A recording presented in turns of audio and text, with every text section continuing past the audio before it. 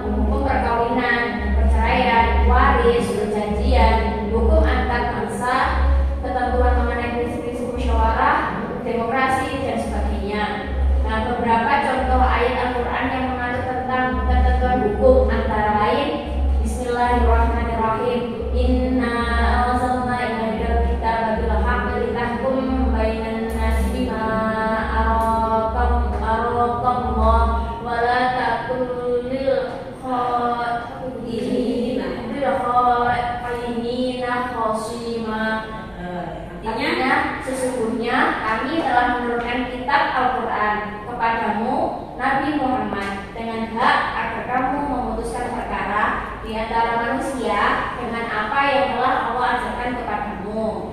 Jadi paham ya, Al-Quran itu sumber pokok hukum Islam. Sebenarnya hukum Islam itu tidak hanya Al-Quran, tapi pokoknya itu di Al-Quran. Mengapa kok Al-Quran itu menjadi sumber hukum Islam? Karena Al-Quran menjadi pedoman. Karena Al-Quran itu menjadi pedoman bagi semua manusia. Ada yang tahu sifat-sifat Al-Quran apa aja? Nggak tahu? Nggak tahu. Jadi sifat-sifat Al-Quran itu ada yang pertama sebagai Al-Huda. Sebagai apa Al-Huda itu? Petunjuk bagi yang hak dan yang batil. Terus yang kedua Asyifa. Apa Asyifa itu? Sebagai obat dan lain sebagainya. Maka dari itu Al-Quran menjadi pedoman bagi manusia. Oke, selanjutnya yaitu sejarah. Ayo baca Mbak Ina. Pada dasarnya Al-Quran adalah pedoman hidup di samping berisi pokok-pokok ajaran dan hukum Islam. Al-Quran juga mengandung banyak peristiwa sejarah, kisah pada nabi dan umat manusia pada zaman dahulu. Fungsi dari sejarah ialah untuk menjadi pelajaran yang baik ditiru dan yang tidak ditinggalkan. Sejarah kisah para nabi dan umat-umat terdahulu banyak diterangkan dalam Al-Quran, antara lain wa qauma nuhin lamma kadzabu rusula aghraqnahum wa ja'alnahum lin-nasi ayatan. Kenapa kok Al-Quran bisa menjadi sejarah? Karena dalam Al-Quran menceritakan tentang sejarah terbentuknya sejarah. Iya apa? Sejarah para nabi. Iya, sejarah para nabi. Jadi pada intinya kenapa sih Al-Quran itu menjadi sejarah? Karena Al-Quran itu menjadi cerita dari orang-orang lampau atau orang-orang dulu, seperti kisah Nabi, terus kerajaan-kerajaan, yang intinya sejarah-sejarah dulu, sejarah-sejarahnya Nabi. Itu ya. Oke, selanjutnya Mbak Iki dibaca yuk. Pengetahuan dan teknologi sangat dibutuhkan manusia untuk mencapai kemajuan dan kesejahteraan manusia. Namun, ilmu pengetahuan dan teknologi saja tidak cukup memberikan jaminan bagi kesejahteraan dan keamanan manusia. Ilmu pengetahuan dan teknologi harus dilandasi dengan agama, karena tanpa agama hal itu dapat membinasakan manusia itu sendiri, seperti penggunaan hasil teknologi untuk penghancuran manusia dan mengajar kehidupannya. Dalam Al-Quran ditemukan dorongan untuk menguasai ilmu pengetahuan dan teknologi. Bahkan ayat Al-Quran yang pertama turun pun mengisyaratkan pentingnya strategi memperoleh ilmu pengetahuan dan teknologi. Ayo baca semuanya. Bismillahirrahmanirrahim. Iqra bismi rabbikal ladzi khalaq. Khalaqal insana min 'alaq. Iqra wa rabbukal akram. Alladzi 'allama bil qalam. 'Allamal insana ma lam ya'lam. Ayo jelaskan tadi kenapa sih Al-Quran kok bisa meliputi pengetahuan dan teknologi? Ada yang tahu? Dia tahu nggak? Apa sih hubungannya Al-Quran dengan pengetahuan dan teknologi? Hubungannya pengetahuan dan teknologi itu tidak bisa berjalan sendiri tanpa dilandasi dengan agama. Kenapa? Karena agama menjadi fondasi dalam berperilaku dan apa? Kenapa? Ayo lanjutkan. Apa ya? Berperilaku dan berapa? Belajar ya. Ya ini kan gini loh. Jadi gini ya. Kenapa sih Al-Quran ada hubungannya sama pengetahuan dan teknologi? Sekarang gini, di masa sekarang pengetahuan dan teknologi berkembang ya. Tambah pinter atau tambah bodoh? Tambah pinter. Tapi orang pinter bisa saja dia menggunakan ilmunya itu salah. Benar atau tidak? Maka dari itu dilandasi dengan agama. Dari sumber agama, dari agama itu mempunyai sumber hukum yang menjadi pedoman bagi manusia. Apa itu? Al-Quran.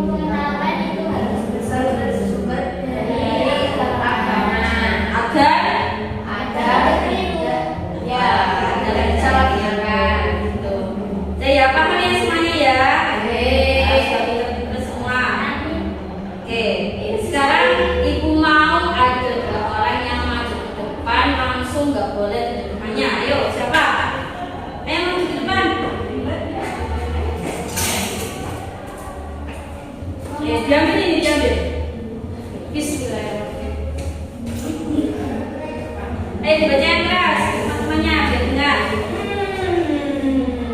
Mantap.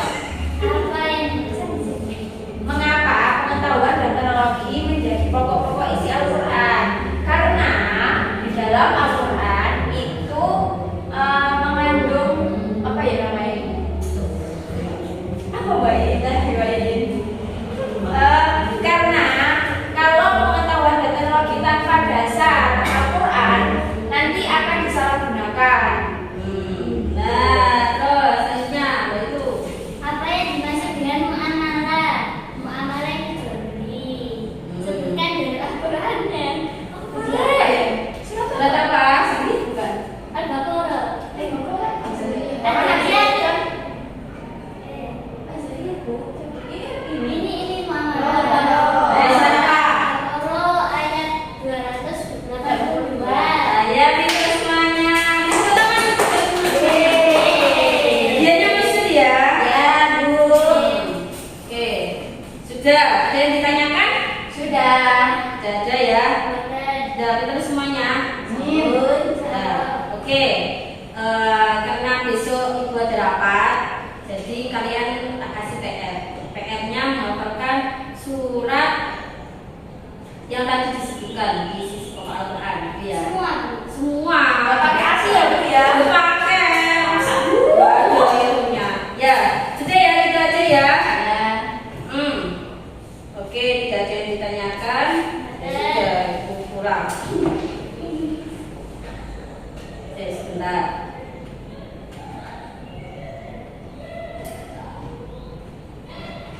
Sudah, mungkin itu saja yang ibu sampaikan. Semoga bermanfaat.